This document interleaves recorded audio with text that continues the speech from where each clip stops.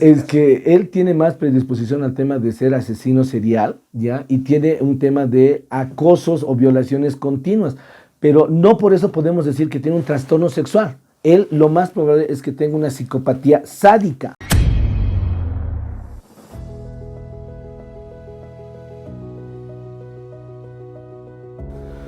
Mi nombre es Gary Zavala Gumucio, soy psicólogo, psicoterapeuta y desde hace 6 años estoy especializándome en el área de criminología, trabajando en diversos centros penitenciarios con La Paz, Oruro, Sucre, tanto con adultos como con adolescentes. ¿Qué son las conductas criminales? Las conductas criminales son conductas que van en contra de la norma, de la regla, de lo que está estipulado, digamos, en el Código Penal. Los seres humanos nos hemos puesto de acuerdo para desarrollarnos de una manera en que no generemos violencia a las otras personas.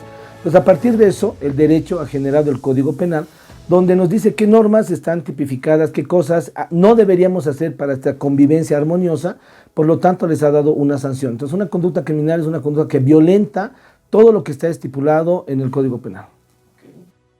¿Qué son los trastornos sexuales? Bueno, los trastornos sexuales son formas de actuar en la cual la persona deja que el otro ser humano, sea del mismo sexo o de otro sexo, ya no le satisface exclusivamente sexualmente. Entonces yo necesito golpear, matar, hacer sufrir, no solamente esa conducta sadomasoquista, sino que realmente quiero lastimar a la persona. También puede ser los fetiches, también podemos tener los pedófilos, los pederastas que prefieren niños, podemos tener gente fetichista que quiere muñecas, que quiere nylon, que quiere diversas cosas, incluso cuando solamente quieres generar dolor en la persona o solamente recibir dolor, también podemos hablar de conductas sexuales o parafilias. ¿Existen tipos de trastornos sexuales? Los más conocidos en Bolivia tenemos la pedofilia, ¿no? Tenemos los fetichistas, que gente prefiere los pies, prefiere algunas partes del cuerpo, gente que busca animales, ¿no? Hemos tenido notas a nivel nacional de gente que tiene sexo con animales, que es la zoofilia. Tenemos gente que busca, que es un tema de hacer sufrir a la otra persona, ¿ya? Hay un poco de sadismo, entonces yo solo voy a ser feliz sexualmente cuando soy sádico. Por eso es uno de los temas que cuando la gente dice a los violadores, por ejemplo, hay que castrarlos, o la violación no se hace solamente con el pene, ¿no? Se hace con muchos otros instrumentos, entonces son herramientas que no funcionan. Entonces hay diversas funciones y hay que evaluarlas cada una para poder determinar cómo se clasifica este trastorno. ¿En qué medida se asocian los trastornos sexuales a la conducta criminal? No es muy frecuente.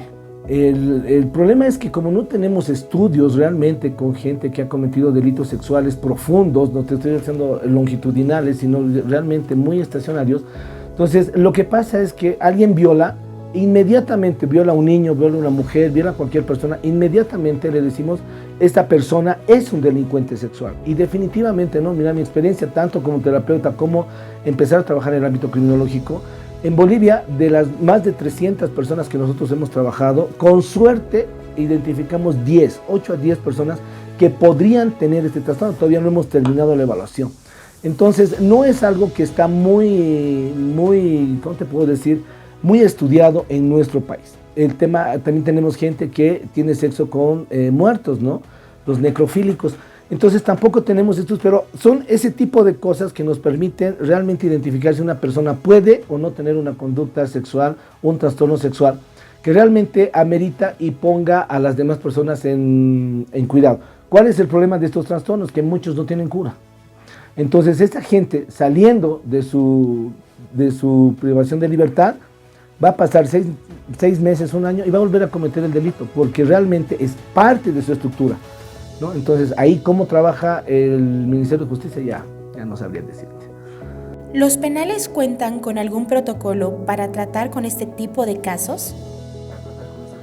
No, lamentablemente no. Y no es porque ellos no quieran, ¿no? Los psicólogos, las psicólogas, es que realmente San Pedro, más de 2.800 personas. Chonchocoro, estamos con más de 800, 900 personas. San Roque en Sucre, 700, incluyendo hombres y mujeres, y un solo psicóloga. Calauma son como 600, 400, 600 personas. O sea, un psicólogo es imposible que pueda hacer esto y desarrollar un protocolo. Entonces, lo que se está intentando es diseñar formas de intervención, porque lo que te decía, una vez evaluada esta persona, imagínate que alguien sea sádico y tenga rasgo psicopático. O sea, venga quien venga, psicólogo, psicoterapeuta, psiquiatra, cura, pastor, no va a cambiar. Y la ley lo va a soltar porque la ley tiene tiempo de permanencia, pero este chico va a volver a delinquir. Entonces no hay un protocolo, porque uno de los grandes problemas que tenemos en el tema penitenciario es la clasificación. No hay clasificación penitenciaria, tienes a todos metidos en el mismo bolso, ¿no? Entonces ese es un gran problema por el cual no va a haber y no hay un protocolo de atención.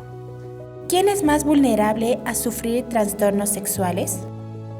Los varones, generalmente son más los varones los que tenemos más predisposición, justamente ¿por qué? Porque tenemos más predisposición social y biológica al deseo sexual. La sexualidad está al alcance de nuestras manos, en el caso de los hombres. Entonces, el procurarla va a dar el tema de yo quiero satisfacerme y no me importa cualquier precio. Entonces, los que más tenemos más predisposición a cometer delitos sexuales somos los hombres, ¿no? No en exclusiva, pero en mayor preponderancia. Pero el que tú cometas un delito sexual no te hace que tengas un trastorno sexual. O sea, hay que dividir. Por eso es tan importante, y en el curso vamos a hablar de eso, ¿no? De diferenciar lo que es un delito de tipo sexual y realmente tener un trastorno de tipo sexual, porque son dos cosas totalmente distintas. Desde el punto de vista psicológico, ¿cómo ve el caso de Richard Choque? Es que él tiene más predisposición al tema de ser asesino serial, ¿ya? Y tiene un tema de acosos o violaciones continuas, pero no por eso podemos decir que tiene un trastorno sexual. Él lo más probable es que tenga una psicopatía sádica. Eso es lo más probable que él tenga. Y esta psicopatía sádica hace que la gente, porque es lo que busca, bueno, en lo que escuchamos los relatos que hemos visto, las entrevistas y demás, lo que más buscaba era el sufrimiento de sus víctimas, ¿no? Desde su primo, que ha empezado a matar primero, y las ciento y tantas mujeres que decían que ha violado. Lo que él buscaba era sufrimiento, no era tanto la satisfacción sexual. Entonces tiene más un tema de ser psicópata sádico que tener un trastorno específico en sexualidad, porque no hubiera aguantado en Chonchocó. ¿Cree que se debería trabajar más en el tema de trastornos sexuales en Bolivia? Sí, deberíamos tener, desde el régimen penitenciario, desde el Ministerio de Justicia, debería haber gente que se dedique a trabajar con las personas que tienen delitos sexuales. ¿En qué sentido? En Bolivia, cuando tú cometes un delito sexual, estás entre 12, 15, 18, 20 años, dependiendo, y si lo has matado, llegas a 30. Cuando llegas a una sentencia, el problema es que el abogado, mal asesoramiento, le dice declárate juicio abreviado. Entonces, lo que pasa es que cuando una persona ya es sentenciada, la fiscalía, régimen penitenciario, no lo evalúan. Entonces llega solamente con la orden de detención. Y ya cuando está ahí, digamos, nosotros hemos intentado a muchos de los que tienen 30 años entrevistarlos y nos decían, no queremos, porque no nos sirve de nada su entrevista, no nos sirve de nada su evaluación. Entonces, ese es uno de los grandes problemas. No aprovechamos esta información científica que podemos tener. Y es un tema de la norma, no es un tema de que los psicólogos no quieran hacerlo, lo que te decía. No es un tema sino es un tema de la norma que ya no te permite evaluarlos. Entonces ellos ya en Chonchocor, en San Pedro, donde sea, les dices, quiero evaluarte, y te dicen, no me interesa. Y además régimen lo respalda porque dice cualquier evaluación tiene que ser voluntaria. Entonces, si no conoces a los malos, ¿cómo vas a hacer prevención con los buenos? ¿Cómo le puedes decir a un hombre que ciertas cosas es mejor que las haga solo a que esté haciendo consumir alcohol a las chicas y las viole? Para muchos hombres eso no es violación, es parte del consumo, para muchas chicas sí, pero es un delito sexual. Pero no, este chico que hace esto no tiene un trastorno así de satiriasis, digamos, que podríamos decir que es este trastorno de insatisfacción sexual, que los hombres buscan más y más relaciones sexuales. En el caso de los hombres es muy complicado porque el pene, al recibir tanta fricción, genera irritación. Entonces ya ahí cambia la forma de violar, que ya no es con el pene, utiliza los dedos, las manos u otros objetos y ahí termina matando a las personas. ¿Quién es Jorge Corsi? Jorge Corsi, hasta el 2011, era el psicólogo, pero reconocido mundialmente, contratado por Naciones Unidas, OMS, solo interplanetario faltaba que sea. Él ha escrito tantos libros en violencia, en atención a víctimas de violencia y todo. El 2011, 2012, no me equivoco, 11, ha sido detenido como uno de los mayores traficantes y de red de pornografía infantil a nivel mundial. Le han quitado el título de psicólogo, ha estado detenido 3-4 años y él nunca más pudo escribir, nunca más. Pero todos decíamos Jorge Corsi y sacaron sus libros y todos a leer, porque realmente, y ahí aprendimos, ¿no? Ahí terminamos de aprender que no hay mejor manera de aprender que de un malo. Entonces él escribía, no escribía en tercera persona, luego descubrimos, no escribía en tercera persona. Él prácticamente estaba hablando de cómo se hay que identificar a un agresor, qué busca un agresor. Lean los libros de Jorge Corsi, es impresionante cómo describe al agresor.